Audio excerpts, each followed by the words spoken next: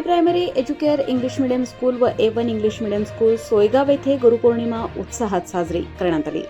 संस्थेच्या अध्यक्षा सौ शिल्पा देशमुख यांच्या हस्ते विठ्ठल व्यास मुनींचे प्रतिमा पूजन केले। शाळेच्या मुख्याध्यापिका वैशाली जैन यांनी विद्यार्थ्यांना आई वडील हेच आपले प्रथम गुरु व त्यानंतर शिक्षक, त्यांचा नेहमी आदर करावा। शाळेतील विद्यार्थ्यांनी गुरु महिमा गायली व गुरूंना गुलाब पुष्प देत त्यांना नतमस्तक झाले।